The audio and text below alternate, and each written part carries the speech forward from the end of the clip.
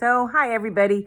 I know it's not Monday, but I was scrolling through social media this morning and I saw a series of pictures that I keep seeing pop up over the last 3 weeks on the internet. And I thought it was really important that I call attention to it for maybe some of you parents who haven't seen.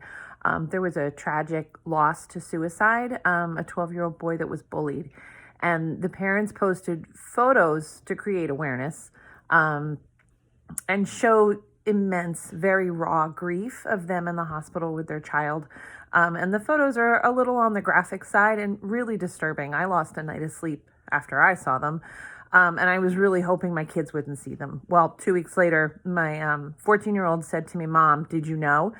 And I said, "Yeah, I saw them a couple weeks ago." I said, "Matthew, please don't look at those." And of course, he already had. So your kids have seen these pictures. There's Tito. If you haven't, maybe try searching a little bit. I'll see if I can find them. I'd rather not repost them though. It's really important not to post things that are that triggery, just in case someone who is in crisis and dealing with suicidal ideation sees it.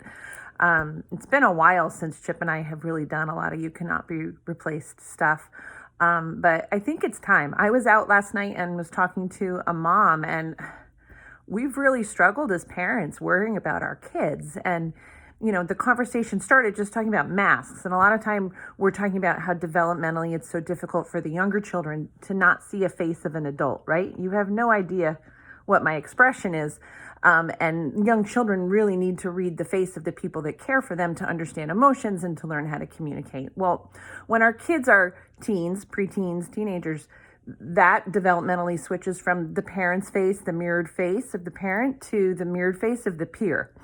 And we keep saying our kids, "Oh, kids are resilient, they'll just bounce back." Stop saying that, because most of the adults I know are dealing with some kind of childhood trauma, right? I mean, people are in therapy and really trying to work through some of the things they dealt with as children. So this message we're giving them, we're saying, "Oh, kids are resilient, they'll be fine, they'll recover." But stop, stop. At some point, we have to address it while it's happening. So what I would like to encourage you all to do is to open up a dialogue with your kids. And here's the tendency when something like this happens. We think one and done. Let me just sit the kids down. I'll talk to them once. "Did you see those pictures? Do you know, we love you so much. We would never want you to not tell us if you were going through a hard time." And the response from all of them, because they want to please you, is, "Oh yeah, okay, yeah, Mom, I'll tell you. Don't worry, I'm fine, everything's fine." But we know statistically that a kid, if they're going through a hard time, they're going to tell their peers. They may not necessarily tell you. You might not know it's happening.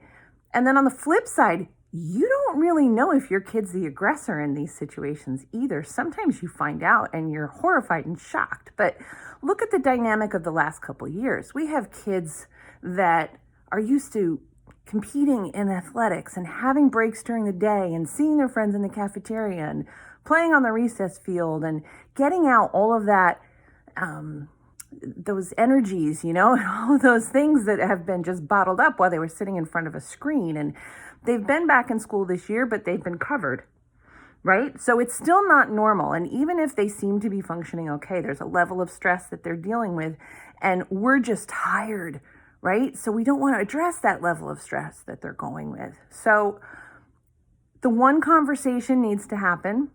You need to call out, "Have you seen these pictures? They're very upsetting." Try and take it a little deeper. Instead of just saying, "We hope you know," just say, "That must have been so hard for that family," and see if they can process it. They can't articulate emotions the way that an adult can, right? So that's why conversations are so important. But I really want to encourage everybody, as we're coming out of this nonsense, to get back to parenting the way we were parenting before. We have to understand survival mode has to stop. We are not in crisis anymore.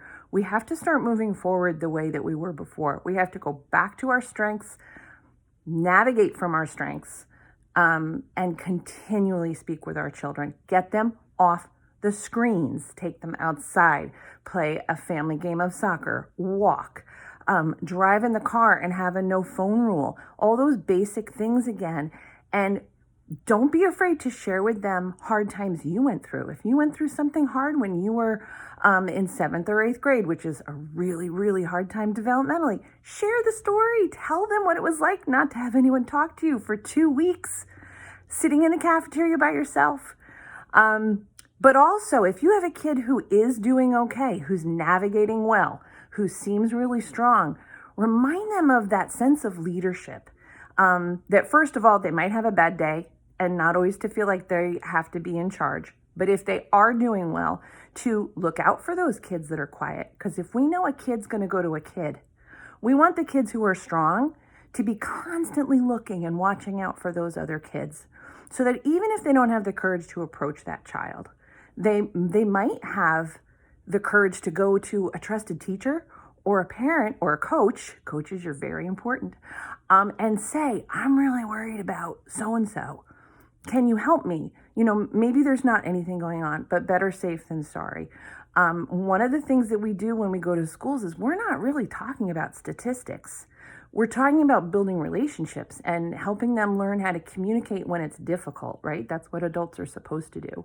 Because we know if we can create a strong community, that we're more likely to catch a kid that might be struggling, or we might hear of a situation that we wouldn't have if we're just so busy and working through all of this nonsense that we've been dealing with, right?